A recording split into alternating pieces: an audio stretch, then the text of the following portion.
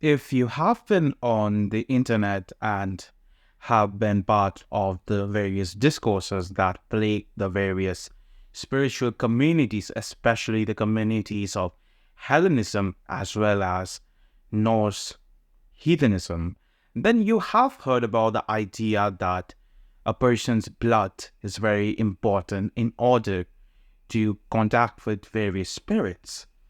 The question is that real? Is it really that important for you to have the bloodline of that particular race, of that particular culture that you want to contact with, that you want to communicate with those spirits? Are they going to answer to you only if you are from a particular bloodline?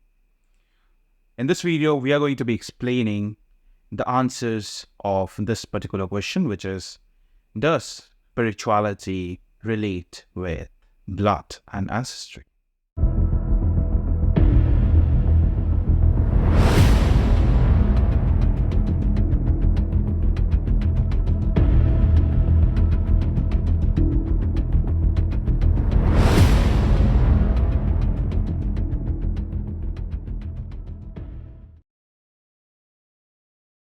Well, hello everybody, my name is Morpheus Darkson. I am a witch based in India, and in this particular video, we are going to be discussing an idea that I have seen flown around all over the internet, and it is part of the idea of closed cultures.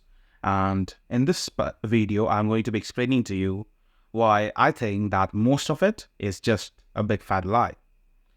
Well, before we start, I'm going to give you examples of my experience. I am a witch based in India, but I have been born with Hindu values. I'm from an Indian bloodline, as well as the fact that I am a worshipper of various other cultures. I work with various deities and divinities from various other cultures, some of which I'm not even related to. One of them being the Norse pantheon, and heathenism has a huge prominence in the whole discourse about this particular idea. So I just wanted to do some explaining in regards to what I think is what actually matters in regards to bloodlines and ancestry. Well, let me give you some bit of an example. Blood is one of the most powerful tools of magic. It is one of the most oldest forms of magic, witchcraft, or whatever you want to call it. Every single culture placed an importance of the bloodline. And the problem is that a lot of people only put value in the bloodline.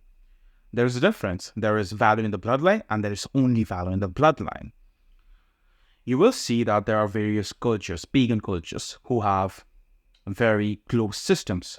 But according to what I have researched, what I have found out is that those close cultures are artificially closed. All those cultures that you hear about that you should not work with, Hinduism, I have heard someone say, oh, you should not work with the chakras because they are closed concept in Hinduism. I am Hindu, and I can say that that is not true. And the second thing is, there are other cultures such as Santeria, Voodoo, and the Native American religions. All of them are artificially closed cultures. And what do I mean by artificially closed cultures? I mean that those cultures are only closed because of the impact that they had because of the slave trade and the capture and colonization of their countries and nations. If you look into the history of the cultures that existed in Africa and Native America, you will figure out that when the Europeans first found them, there was this exchange of culture.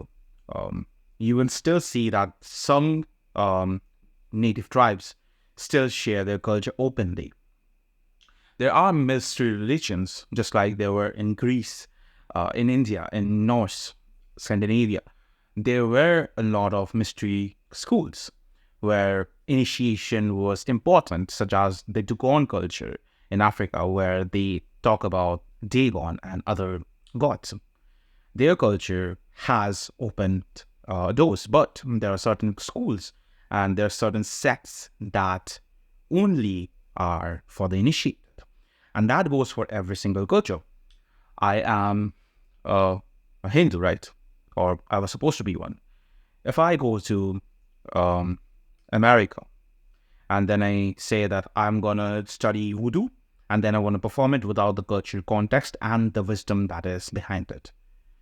Because when you work with an existing religion, an existing culture, which is exploited for a long while, you will see that the culture is almost dead. Parts of it are taken out of context. You hear about Christian yoga, which is taken from India and Hinduism. I don't believe that culture should be hidden, but the reason that a lot of these cultures are closed is because of the fear of the culture being taken out and them being forcefully converted. And that is one of the reasons a lot of these cultures and practices are closed. So you might be asking me, does that truly matter? Does the spirits matter? Do the spirits call upon only those of the particular bloodline? The answer to that is no. I have worked with Odin, I have worked with Freyr, I have worked with Freya. They have worked well with me. They have guided me in my own path. I have tattoos connecting to the Norse.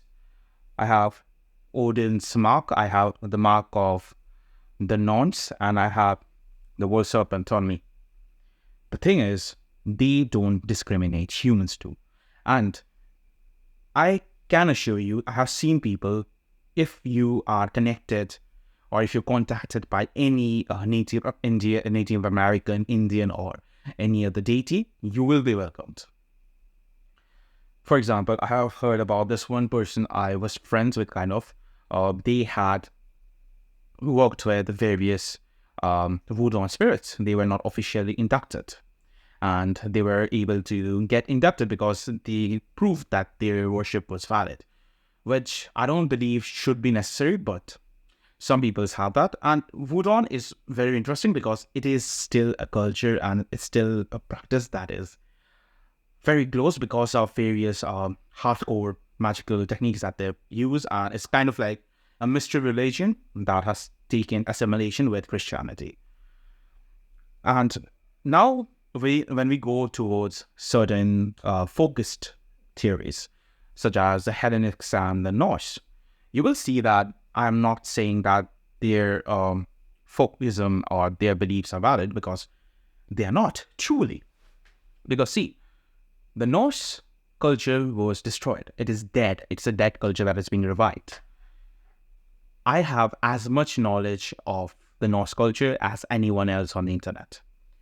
Because the Norse, they have been killed.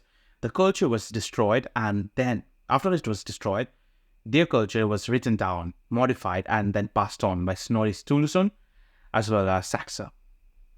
The thing is, this particular idea that blood is important, is taken a hold in the white nationalist ideals of America.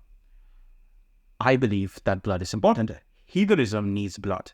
The idea that you need blood is important because you venerate your ancestors. I venerate my ancestors. That's a huge part of heathenism. You don't work with the deities all the time. You work with your field guide. You work with the nature spirits. You work with the elves. You work with your family spirits. All of them take a part in your personal practice as heathen. And that is what's being forgotten. The blood is important. But your blood does not matter in the regards that whether Odin will call upon you, whether Hell will call upon you, whether Apollo will call upon you. Because the fact is, these cultures have been killed and their wisdom is being recreated. We need a lot of people. We need pagans on the internet. We need pagans in the practice, because paganism is inherently a world-loving culture. It's not a world-denying culture. I think it was world-affirming or life-affirming culture. Yeah, life-affirming culture. What do we mean by life-affirming? Heathenism and Hellenism and other pagan religions, they have ideas upon life. Life is important. Human existence is very much a core part of the reality. We don't look forward to the death. We don't look forward to the afterlife, unlike Christians and the Abrahamic faiths. We focus on the here and now because we need to live that way, because the gods have given us the ability to live here. And the relationship with our gods are very much reciprocity based. I give something to you, you give something back to me. That is how it works. That is not like, oh, I'm going to please my hands for you, oh dear Odin, my Lord, my Savior. It's not like that. And that's the problem with modern pagans. They don't have an idea about how blood works in regards to magic, in regards to paganism.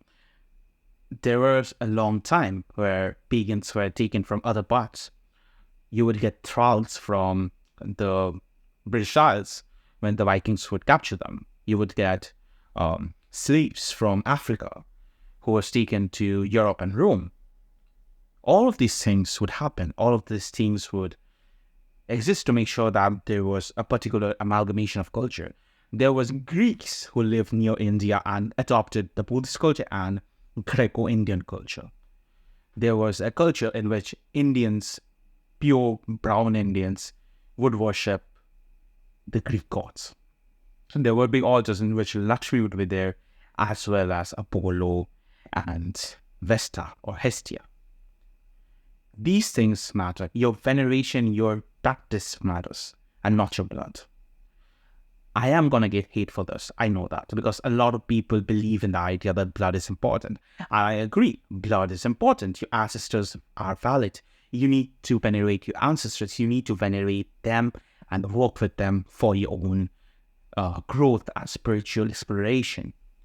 But holding a religion, a culture back which has died and is being reconstructed, revived, resurrected, that culture cannot be eternal if people hold back who can communicate with the gods. I hope you liked it. This video was kind of a spur of the moment decision. And if you liked it, I would appreciate if you could give a like button a good thumbs up, and if you could subscribe to the channel if you want to learn more about such stuff.